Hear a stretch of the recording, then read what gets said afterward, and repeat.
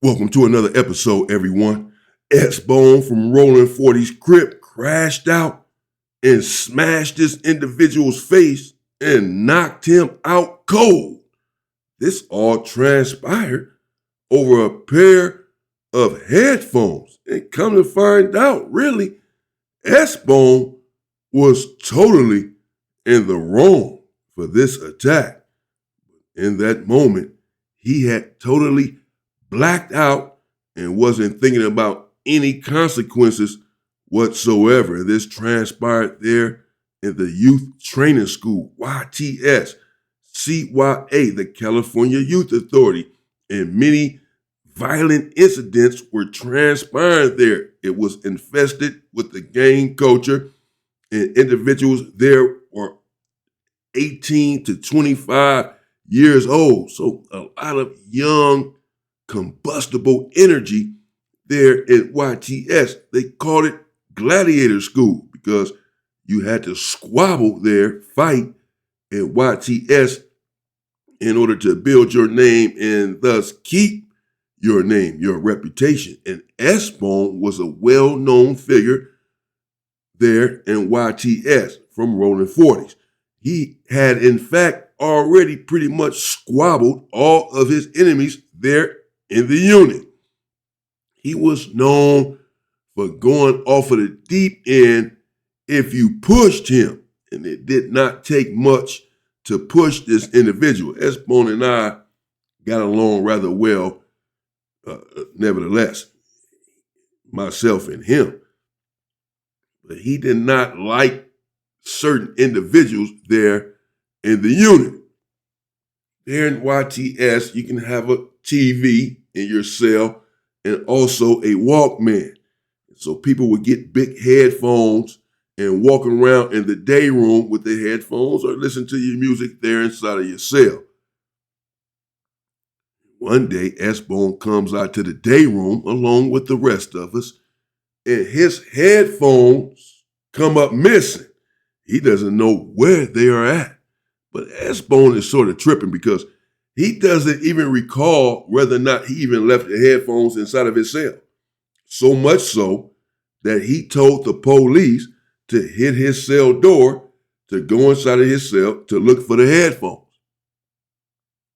But it's not really looking like they may be there because he has other parts of the Walkman, but not the headphones. He's going to walk out of his cell with the body of the Walkman and tapes and this and that. This is before CDs. But not come out with the headphones. So it wasn't looking good that he would find the headphones inside of his cell, and he did not.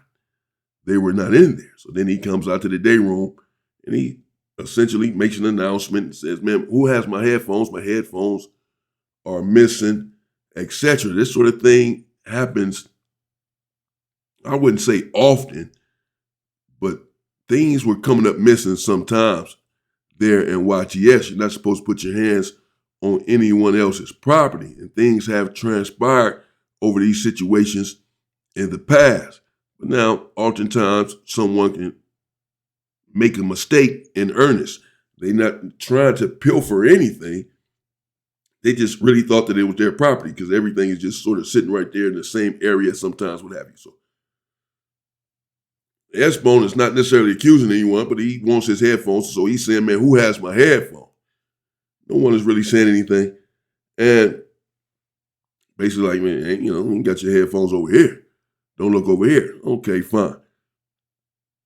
About a week or so later, we're sitting there in the day room, and there's an individual there who is from LA, but he's a non-member. He does not gang bang. He's a non-gang member.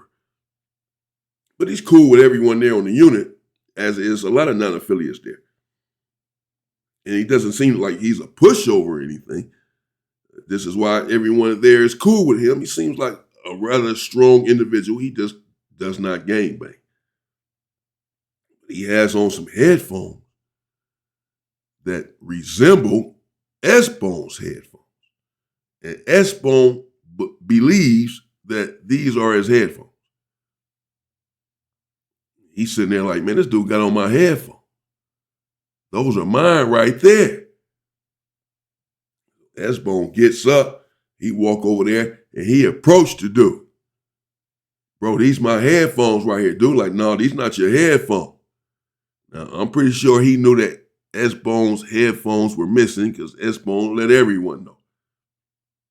And I don't think he would be out there in the day room knowing that S-Bone is going to be out there with these headphones on, with the reputation that S-Bone carried with himself at this juncture, a violent reputation. So it wouldn't be prudent to be walking around in the day room with S-Bone right there with these headphones. So many of us didn't believe that these were S-Bone's headphones, but S-Bone was convinced. S-Bone, I believe, was about to go home soon thereafter this incident. So S-Bone like, man, bro, give me my headphones. Take off my headphones.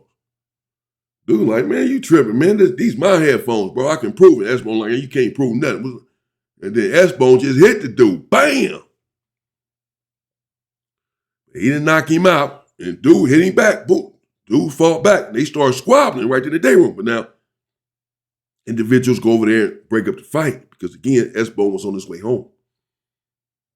They don't want him to get caught.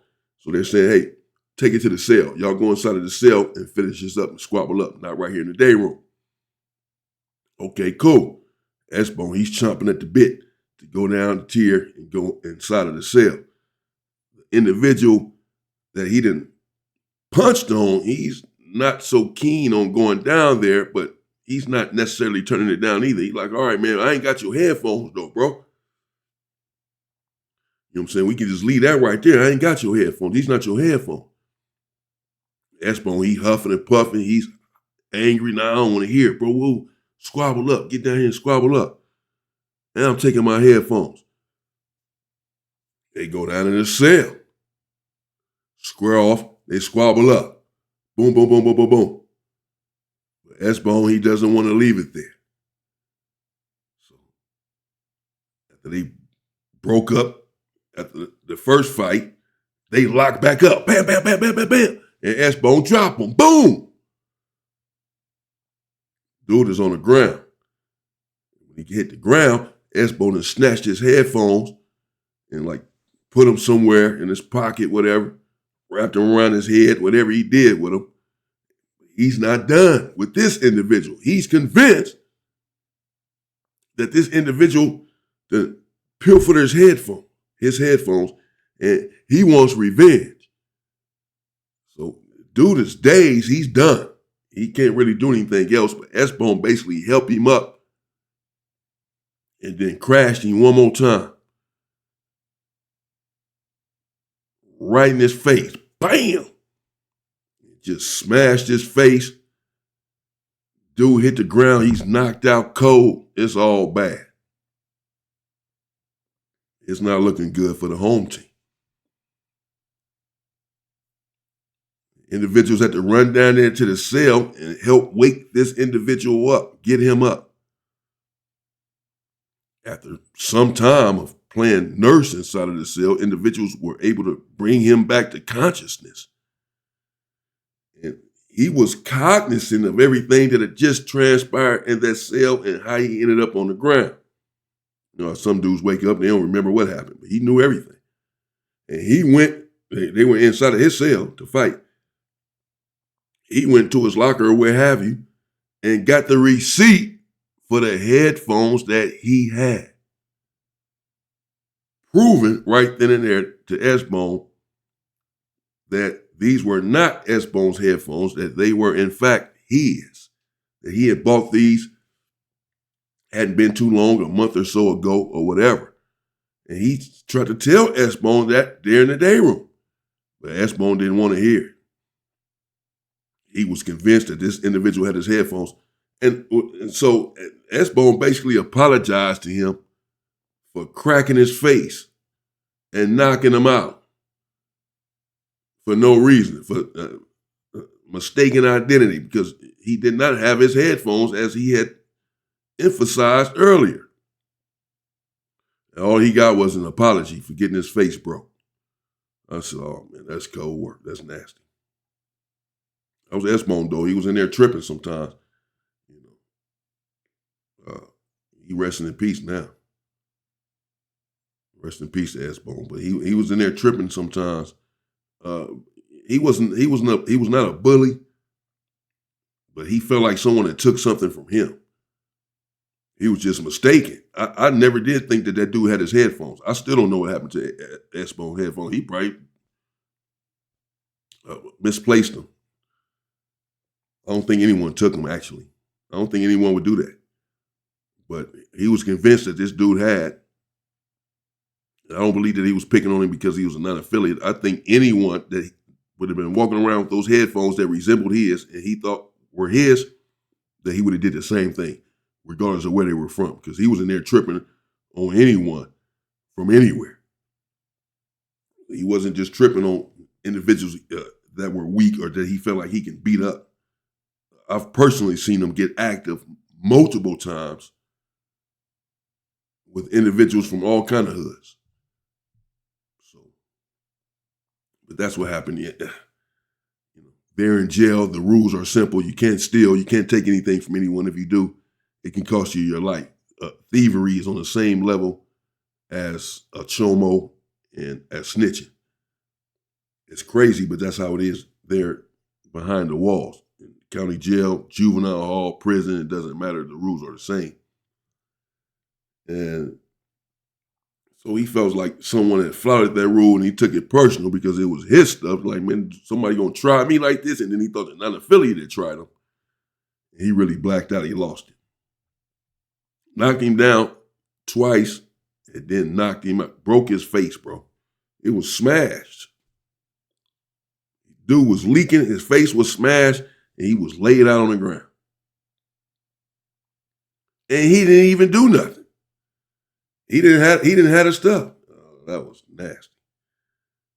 Stay safe and stay free, people.